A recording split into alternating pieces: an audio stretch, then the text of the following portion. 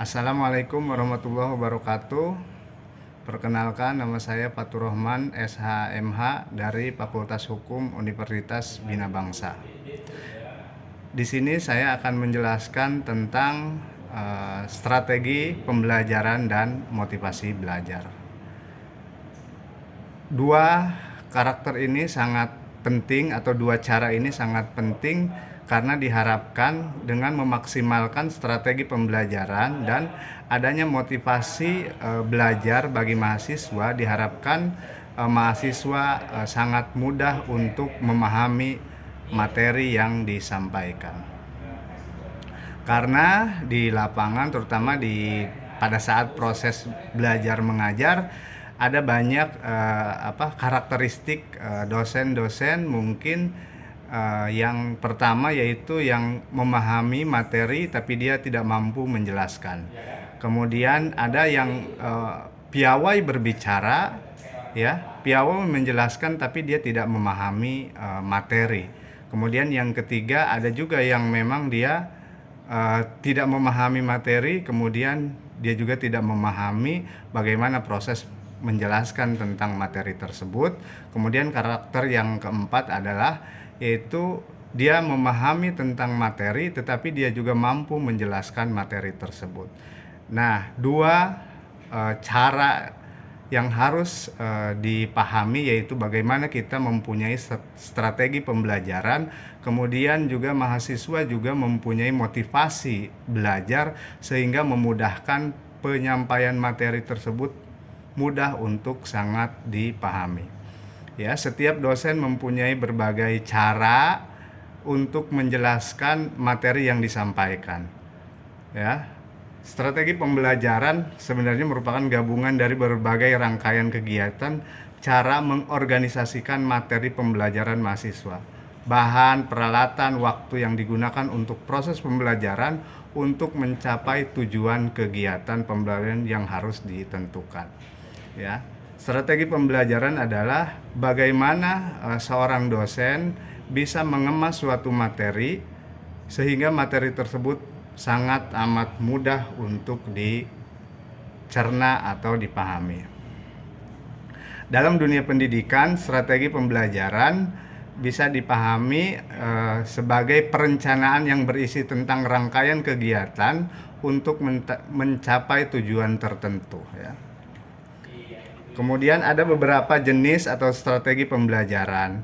Tentu yang sangat ditemukan adalah yaitu yang sangat mudah memang strategi pembelajaran adalah strategi atau metode ceramah. Metode ceramah ini adalah dengan menggunakan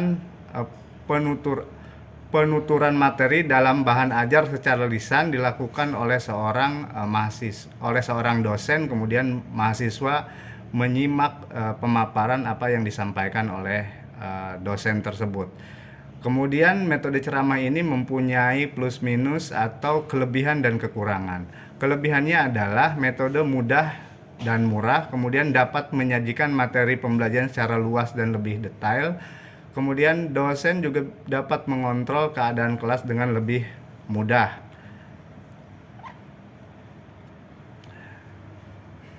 Kemudian ada metode demonstrasi. Metode demonstrasi merupakan jenis pembelajaran yang menyajikan materi pembelajaran kepada mahasiswa yang digabungkan dengan penjelasan. Tujuannya adalah agar siswa mudah memahami materi pembelajaran.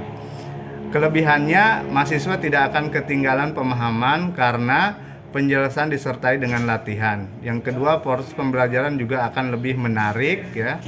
Yang ketiga, dengan proses mengamati siswa dapat mengembangkan pola berpikir dalam menghubungkan antara teori dan praktek. Itu kelebihannya. Kemudian ada kekurangannya.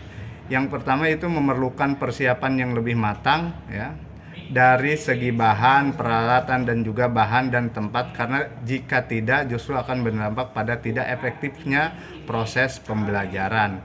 Hal tersebut hanya dapat dilakukan oleh seorang dosen yang memiliki kemampuan dan keterampilan. Kemudian metode yang ketiga yaitu Strategi pembelajaran dengan metode diskusi. Ini sebenarnya strategi yang banyak dilakukan oleh dosen-dosen, terutama mahasiswa hukum ya. Strategi pembelajaran metode diskusi ini yaitu dengan menggunakan metode diskusi dengan menghadapkan mahasiswa pada suatu masalah, kemudian mahasiswa tersebut memberikan solusi atas suatu masalah tersebut ya. Ada sama mempunyai dua karakter, yaitu ada kelebihan dan kekurangan. Kelebihannya yaitu dapat merangsang mahasiswa untuk berpikir lebih kreatif. Yang kedua, melatih mahasiswa untuk mengungkapkan pendapatnya. Artinya mahasiswa bisa lebih aktif, ikut berperan serta dalam memecahkan suatu masalah dalam proses diskusi tersebut.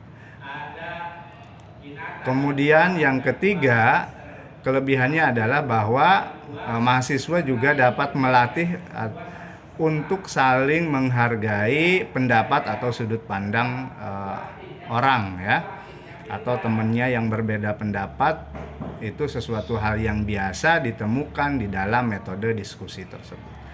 Kekurangan, nah ini juga metode pembelajaran dengan cara diskusi juga mempunyai beberapa kekurangan, yaitu yang pertama adalah kegiatan diskusi seringkali hanya dikuasai oleh orang-orang tertentu ya, yang pintar, yang aktif, yang biasa ngomong ya.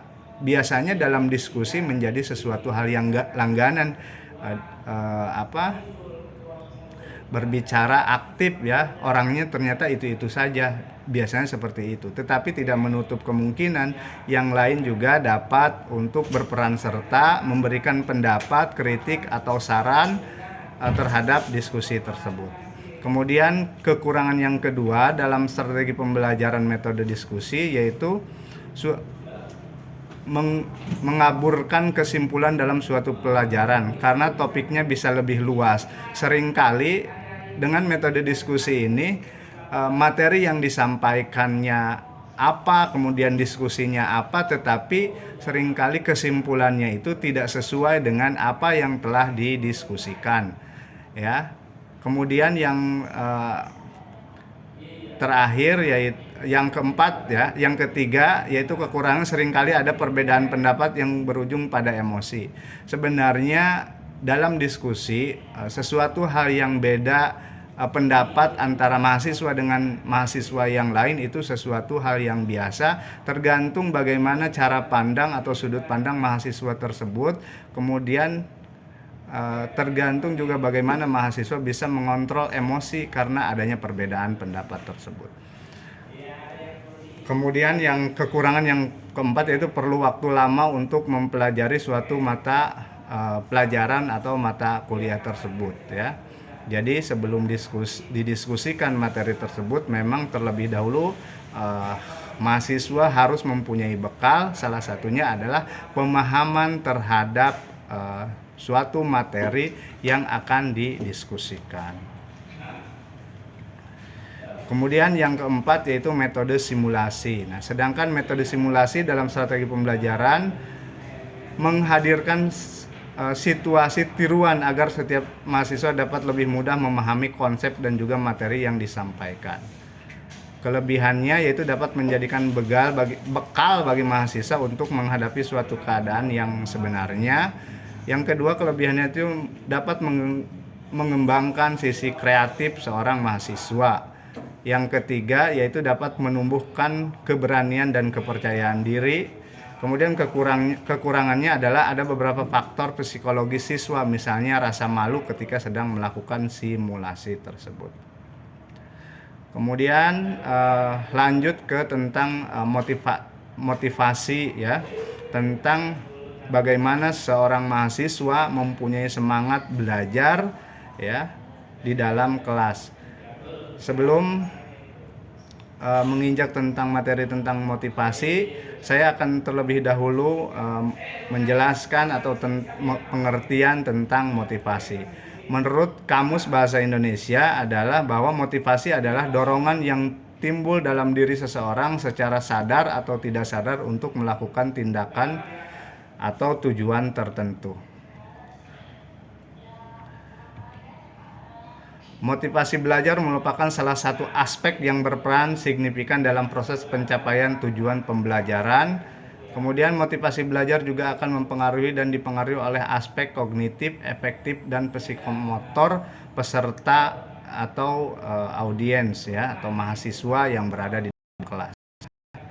Motivasi belajar juga ini sangat penting ya, karena sebagus apapun strategi pembelajaran yang disampaikan oleh seorang dosen, ketika mahasiswa tidak mempunyai motivasi belajar, maka materi yang disampaikan itu amat sangat sulit untuk dicerna atau sulit dipahami.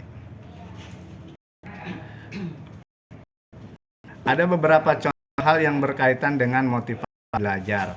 Yang pertama, misalkan yang berkaitan dengan motivasi belajar. Yang pertama adalah mahasiswa kurang memperhatikan ketika dosen menjelaskan. Kemudian mahasiswa termotivasi belajar hanya saat awal-awal mata pelajaran.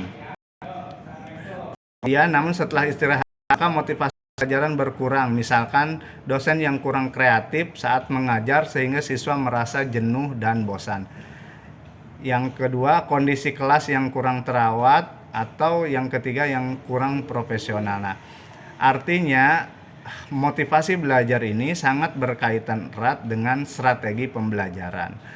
Dosen yang kreatif menyampaikan suatu materi sehingga materi tersebut tidak membuat mahasiswa jenuh, sehingga mahasiswa tersebut pada nantinya mempunyai motivasi atau semangat belajar, sehingga kedua-duanya saling melengkapi antara